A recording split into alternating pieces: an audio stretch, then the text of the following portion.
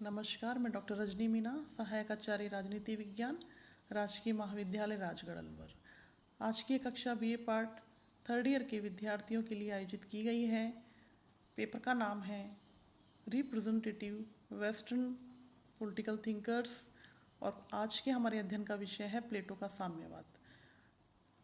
प्लेटो ने अपनी प्रसिद्ध पुस्तक रिपब्लिक में आदर्श राज की स्थापना की बात कही और आदर्श राज को न्याय पर आधारित किया। प्लेटो ने न्याय प्राप्ति के दो साधन बतलाए।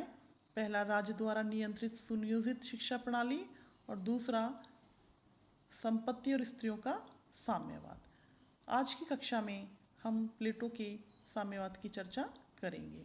प्लेटो ने साम्यवाद को संरक्षक वर्ग के लिए आवश्यक बताया और संरक्षक वर्ग के अंतर्गत प्लेटो शासक एवं सैनिक वर्ग को रखते हैं।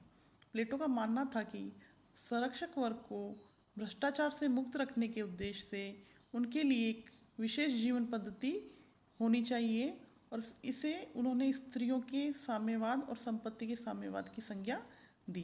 प्लेटो का साम्यवाद संरक्षक वर्ग के लिए तो है, किंतु प्लेटो उत्पादक वर्ग को साम्यवाद की परिधि से परे रखते हैं, क्योंकि प्लेटो का मानना था कि उत्पादक वर्ग शासन संचालन के कार्य से संबंधित नहीं है। प्लेटो ने दो प्रकार के साम्यवाद की चर्चा की। पहला संपत्ति विषयक साम्यवाद, दूसरा पारिवारिक अथवा स्त्रियों का साम्यवाद। सर्वप्रथम हम संपत्ति विषयक साम्यवाद की चर्चा करेंगे। प्लेटो संरक्षक वर्ग के लिए संपत्ति का निषेध करता है और प्लेटो का विश्वास है कि संपत्ति एक बहुत बड़ा आकर्षण है जो किसी भी व्यक्ति को उसके पद से विचलित कर सकती है और पथभ्रष्ट कर सकती है।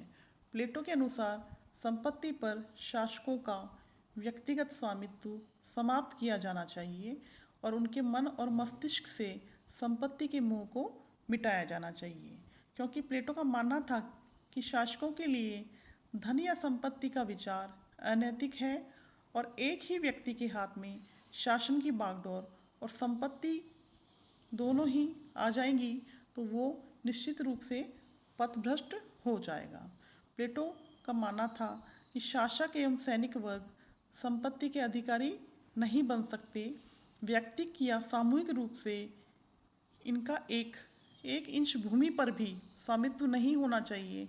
भूमि पर स्वामित्व और पैदावार का अधिकारी उत्पादक वर्ग ही होता है।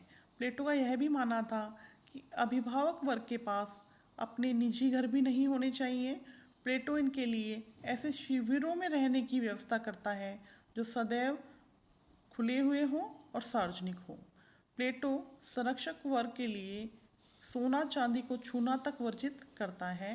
संरक्षक वर्ग के पास जीवन जीने लायक संपत्ति होनी चाहिए। प्लेटो के अनुसार यदि संरक्षक वर्ग के पास भूमि, धन इत्यादि होंगे तो वे अपने संपत्ति संग्रहण में ही लगे रहेंगे और अन्य नगरवासियों के सहायक बने रहने की अपेक्षा उनसे द्वेष करने लगेंगे। उनका जीवन घृणा किए जाने में और उनके द्वारा घृणा करने में ही व्यतीत होता रहेगा। इस प्रकार से वो राष्ट्र के सर्वनाश का मार्ग प्रशस्त करेंगे।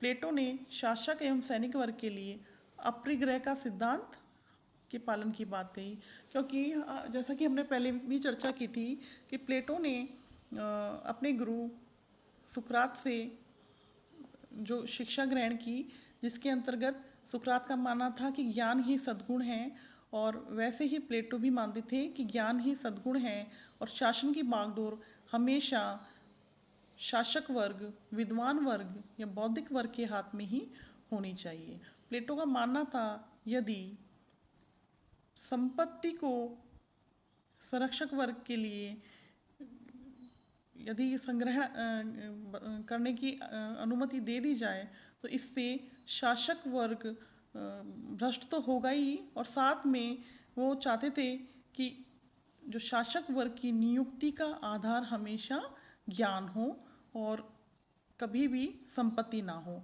उनको कहीं ना कहीं, प्लेटो को कहीं ना कहीं लगता था कि यदि संपत्ति को संरक्षक वर्ग के लिए लागू कर दिया जाएगा, संग्रहण यदि संपत्ति का यदि संरक्षक वर्ग भी करने लगेगा तो इससे कहीं ना कहीं जो राजनीतिक नियुक्तियां हैं या पद हैं उनमें चयन का जो आधार ज्ञान जो अभी तक शासक वर्ग के लिए था वो कहीं ना कहीं संपत्ति भी हो सकता है।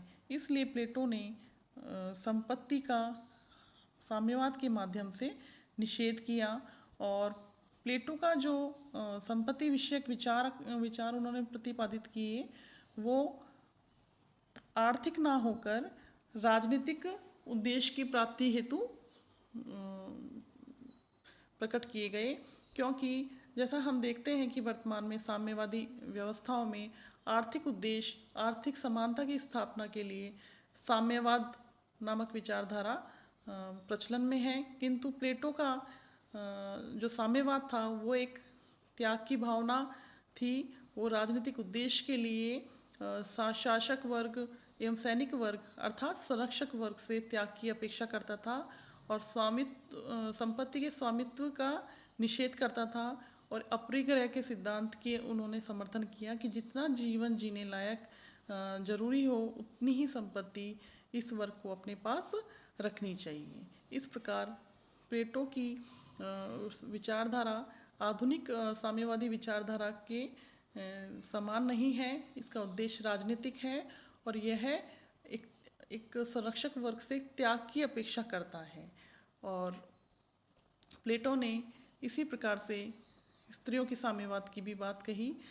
स्त्रियों के साम्यवाद में प्लेटो का मानना था कि संरक्षक वर्ग का कोई अपना निजी परिवार नहीं होगा और ना उनकी कोई निजी पत्नी होगी, ना उनका कोई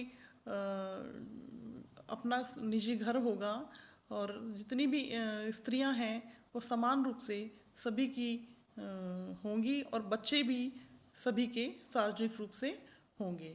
इस प्रकार प्लेटो ने स्त्रियों एवं संपत्ति के साम्यवाद के माध्यम से संरक्षक वर्ग को पथभ्रष्ट होने से रोकने की बात कही और कहीं ना कहीं निजी जो उनका जीवन था और व्यक्तिगत जीवन था उसका त्याग करके राजनीतिक उद्देश्य और राजनीतिक प्रयोजनों के कर्तव्यों के निर्वहन के लिए उन्होंने संरक्षक वर्ग को कर्तव्य की प्रेरणा दी।